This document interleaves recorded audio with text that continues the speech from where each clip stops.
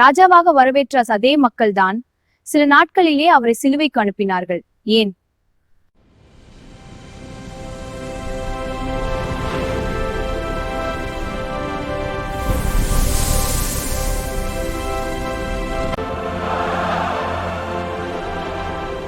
Peace be with you.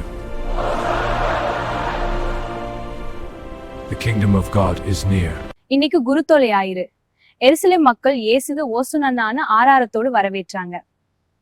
ஆனா அதே மக்கள் தான் கொஞ்ச நாள்ல அவனை சிலுவையில் அறையுன்னு கத்துனாங்க.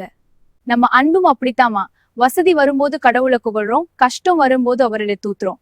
சூழ்நிலையை தாண்டி ஒரு நிலையான அன்பை இன்னைக்கு கடவுளுக்கு கொடுப்போம். இன்னைக்கு உங்க கையில் இருக்கிற குருத்தோலை வெறும் அடையாளம் இல்ல, அது உங்க அர்ப்பணிப்பா இருக்கட்டும். ஓசன்னா! இந்த செய்திய உங்க நண்பர்கள் கூட ஷேர் பண்ணுங்க. God bless you.